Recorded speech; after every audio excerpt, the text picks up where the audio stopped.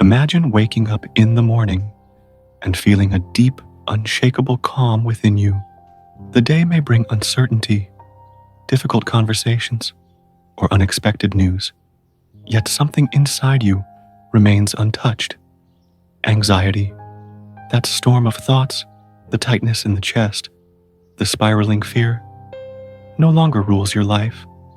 Instead of drowning in panic, you float gently on a current of steady awareness. This video is not just about managing anxiety. It is about transforming your relationship with it.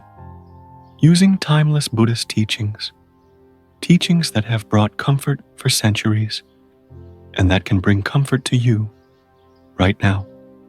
You are not powerless, and peace is not out of reach. It is closer than you think, closer than your next breath.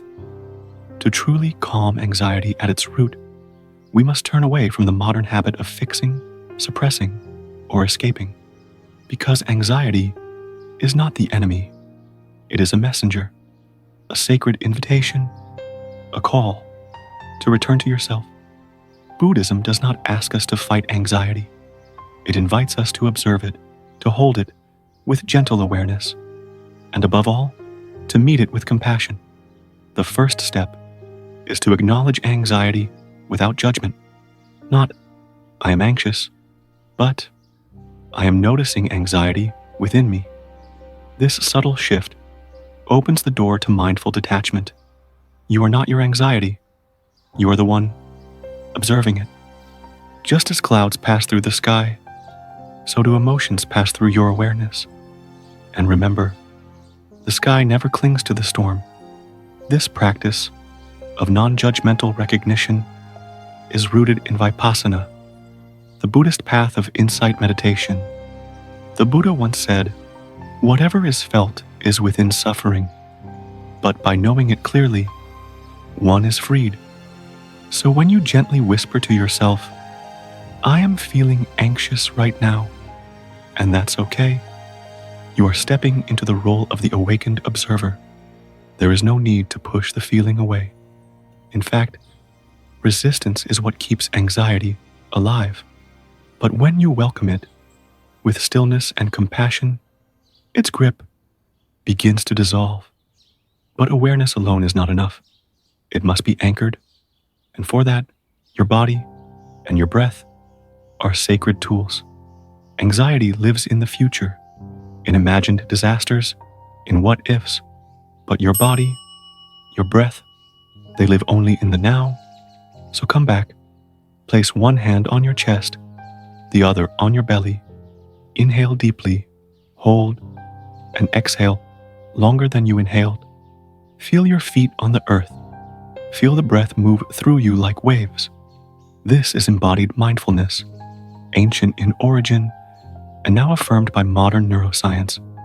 With each conscious breath, the nervous system begins to soften, the heart slows, the mind, like stirred water, begins to settle, and still, thoughts may arise, stories, worries, fearful loops. The mind may whisper, "What if this never ends? Something's wrong with me."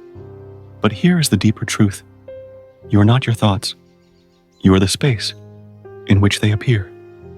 So, when the anxious thought comes, do not resist it, and do not become it. Say gently, "I'm noticing a fearful thought," or even softer, "That's anxiety speaking." This practice in psychology is called cognitive diffusion, creating space between you and your thoughts.